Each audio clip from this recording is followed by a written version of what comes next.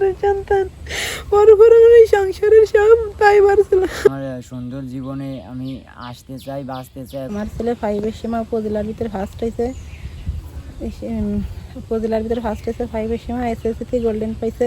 এবার IA second ইয়ারে পরীক্ষার্থী, কিন্তু আমার ছেলে পরীক্ষা দিতে পারিনি। পরীক্ষার 1 মাস আগে আমি জানতে পারলাম আমার ছেলের ক্যান্সার হয়েছে। এই 4 মাস ক্যান্সার হয়েছে, এই 4 মাস চলে। এখন আমি তো অনেকজন স্কুলের থেকে সাহায্য করছে, তাই দিয়ে ছেলের চিকিৎসা চালাইছি। এখন আর আমাদের সম্ভব হচ্ছে না চালানো। আপনারা যদি কেউ সহযোগিতা করতেন তাহলে আমার ছেলে হয়তো বাঁচত। আমার ছেলের অনেক আশা। ও বুয়েটে খুব আমি করতে পারিনি। আমার ছেলের আশা ছিল বুয়েটে পড়ালেখা করতে, কিন্তু আমি জানি না কি হবে। আপনারা যদি সহযোগিতা করেন তাই আমার ছেলে বাঁচতে পারে। আমি আর কিছুই বলতে পারবো না। আমি আর কিছু বলতে পারবো না।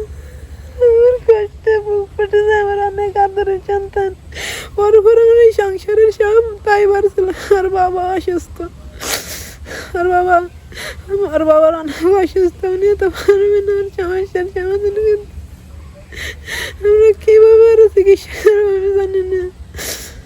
আপনারা যদি সবাই একটু সহযোগিতা করেন তো আমার ছেলেরা আমি চিকিৎসা করতে পারবো। আমি টুঙ্গিপাড়ায় অবস্থিত মডার্ন কিন্ডারগার্টেন স্কুল থেকে 5ম শ্রেণীতে পিইসি পরীক্ষায় 2018 সালে ট্যালেন্ট পুল বৃত্তি প্রাপ্ত হই। তো তখন উপজেলার মধ্যে আমি প্রথম স্থান অধিকার করি।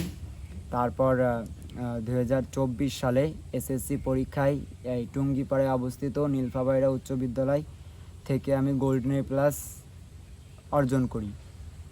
তারপরে আমি ইন্টার সেকেন্ড ইয়ারে ভর্তি হওয়ার জন্য গোপালগঞ্জ সরকারি কলেজ, বর্তমান নাম আর সাবেক নাম বঙ্গবন্ধু সরকারি কলেজ গোপালগঞ্জ, এই কলেজ থেকে পরীক্ষা দেওয়ার ইচ্ছা ছিল, কিন্তু টেস্ট পরীক্ষা শেষ হওয়ার পর কি দীর্ঘ 2-1 দিনের মধ্যে আমার তীব্র জ্বর হয়। সেখান থেকে জ্বর হওয়ার পর ডক্টরের কাছে গেছি। ডক্টরের কাছে যে সেখান থেকে পরীক্ষা নিরীক্ষায় দেখা গেছে যে রক্তের বিভিন্ন কণিকায় কিছু সমস্যা দেখা দিচ্ছে। তখন তারা ঢাকা মেডিকেল কলেজ হসপিটালে রেফার করে।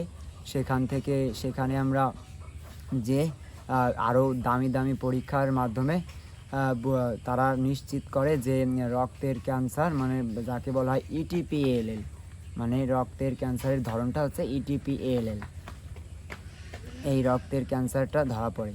তখন তারা বলে যে এখন ট্রিটমেন্ট করতে হবে, তো তোমার তো এই ট্রিটমেন্টের জন্য অনেক দীর্ঘমেয়াদী একটা সময় দরকার এবং এতে প্রচুর অর্থও দরকার। তো ওরা বললো যে প্রায় 16 লাখ টাকাও দরকার। তো আমরা বললাম যে 16 লাখ, আচ্ছা ঠিক আছে, ট্রিটমেন্ট তো করতে হবে। তো বাবা তো আমার কৃষক, আমাদের পরিবারের আর্থিক অবস্থা অতটা উন্নত না। এখন পিতা কৃষক, আমিও পড়ার ফাঁকে ফাঁকে তাকে সাহায্য করতাম, এইভাবে আমাদের সংসার চলতো। এখন আমাদের একটা গরু ছিল, সেই গরুটা বিক্রি করে আমরা প্রথমের দিকে আমাদের ট্রিটমেন্ট, মানে আমি আমার চিকিৎসার জন্য খরচটা চালাই। তো প্রথম সার্কেল এবং দ্বিতীয় সার্কেল কমপ্লিট করলাম আলহামদুলিল্লাহ। যেভাবে অর্থ দিয়ে আমার বন্ধুরা কিছু আমাকে সাহায্য করছিল, আর আমাদের গরু ছিল, সেখান থেকে আর কিছু আমাদের কাছেও জমানো টাকা ছিল, সেই দিয়ে আমাদের মোটামুটি এই 2 সার্কেল শেষ হয়েছে। কিন্তু পরবর্তী সার্কেল বলছে 6 সার্কেল পর্যন্ত চিকিৎসা তারা করবে। এখন বাকি 4 সার্কেলের টাকা কতদিন কিভাবে আসবে সেটা অবশ্য আল্লাহ জানে, আল্লাহর উপর ভরসা, কারণ তো বলতে পারি না, চেষ্টা করে যেতে পারি। এখন আমার সুন্দর জীবনে আমি আসতে চাই, বাঁচতে চাই। এখন সবাই যদি আমাকে একটু সাহায্য করেন এবং স্থানীয় এমপি মহোদয় এবং মাননীয় প্রধানমন্ত্রী এবং বিশিষ্ট ব্যক্তিবর্গ যারা আছেন তারা যদি আমার দিকে একটু সুদৃষ্টি দেন, তাহলে আমি আমার চিকিৎসার জন্য একটু লাভবান হই। খুবই ভদ্র একটা ছেলে, ওই গ্রামের ভিতর ওর মতো মনে হয় খুঁজে একটা ছেলেও পাওয়া যাবে না। ওর জন্য আসলে অনেক খারাপ লাগে। এখন ঈশ্বরের কাছে প্রার্থনা করি ও যেন খুব তাড়াতাড়ি সুস্থ হয়ে যায়। 5-এ গোল্ডেন এ প্লাস পেয়েছে, 8-এও পেয়েছে, আবার এসএসসিতেও এই টুঙ্গিপাড়ার ভিতর ফার্স্ট হয়েছে, গোল্ডেন এ প্লাস পেয়ে। ওর যে ব্লাড ক্যান্সার হয়েছে এই জন্য স্কুল থেকে সামান্য কিছু করার চেষ্টা করছি, কিন্তু ওর যে অবস্থা এই অবস্থা আমাদের এই আর্থিক সাহায্য মোটেও কিছু না। ওর অনেক বিপ্লবকে টাকার প্রয়োজন।